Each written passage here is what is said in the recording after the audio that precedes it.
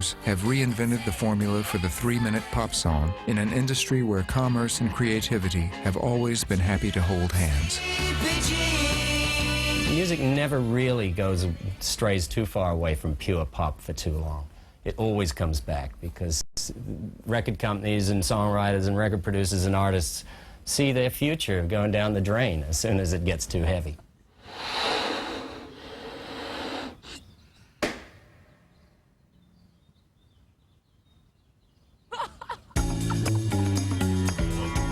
It's hard to imagine now, but for a time during the mid-'60s when everything seemed to be going experimental, the classic 3-minute pop song looked like an endangered species.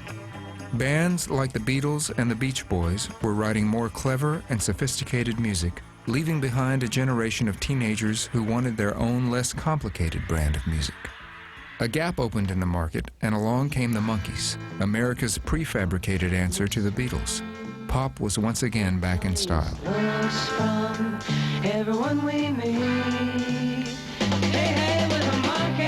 I saw the need for an American pop group like the Monkees happening to take Lennon and McCartney's place.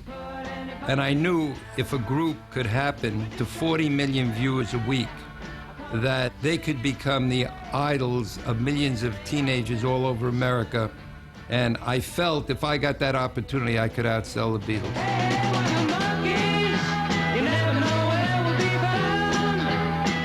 Everybody talks about it being the prefab four and a manufactured group. The Monkees was not like the Beatles. You know, the Monkees is to the Beatles like Star Trek is to NASA.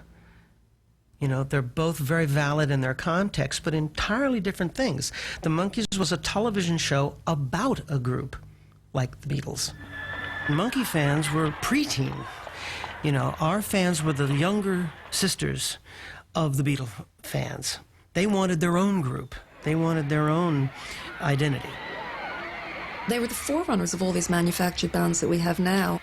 It's a hormonal thing. I mean, these little girls saw them and they were four good-looking guys with very individual personalities, so they each Monkee catered for a different teen taste, and it was almost like the early equivalent of the Spice Girls. Cheer up, sleepy Jean.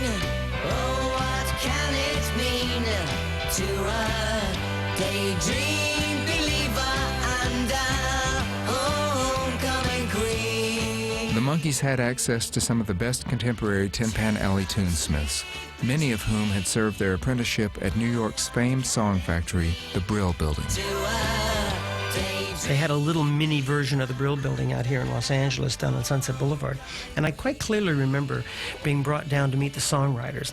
So I came down and I walked down this hallway. It looked like like doctor's offices. And he would knock on a door and I opened the door and there was a little girl sitting there at a piano, little tiny room like this big, little piano, little tape recorder.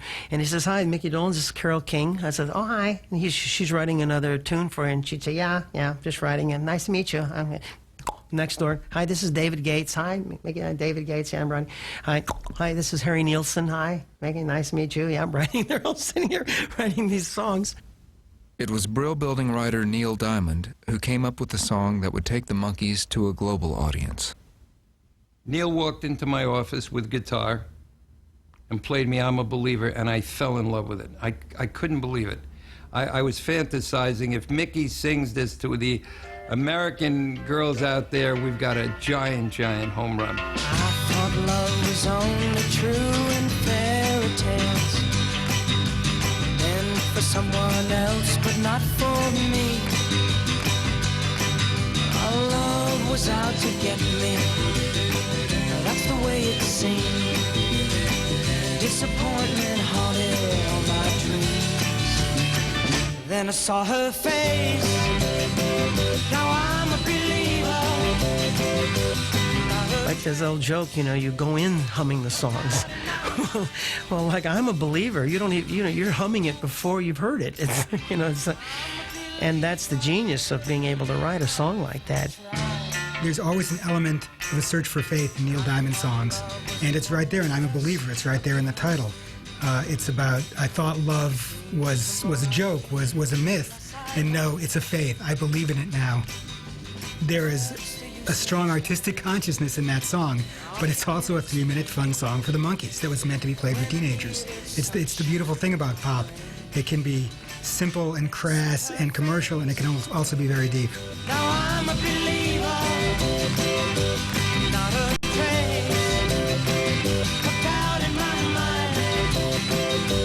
I'm in love. I was really on a high. I had 4 checks for $250,000 apiece to give the boys $1 million, their first royalty check, and a series of gold records. Unhappy at being hired puppets with Don Kirshner pulling all the strings, the Monkees wanted to take control. They wanted to be a real band just like the Beatles, writing and performing their own material. But their decision to go it alone soon led to their downfall. I had a song in my possession called Sugar Sugar, which I felt, after I'm a Believer, could be one of the biggest songs of all time. And I gave the boys the money, which they took, and I gave them the gold records, played them Sugar Sugar. Mike and Peter said, it's a piece of junk, we're never gonna do this song. Mike proceeded to put his fist through the wall at the Beverly Hills Hotel. And, you know, as we say, the rest is history. Sugar, oh honey, honey, you are my candy girl, and you got me wanting you, honey. I came back one day and my son Ricky was reading Archie comic book. I had read it as a kid, and I said to myself, if I could give Archie, Jughead, and Veronica a voice, I could wind up with a group that don't talk back. I don't have to take any nonsense. I will control whatever I put out and do it my way. So I did Sugar Sugar with the Archies. It sold over 10 million singles. I think that year it outsold Honky Tonk Woman with the Rolling Stones. And, you know, I did it the way I wanted to do it.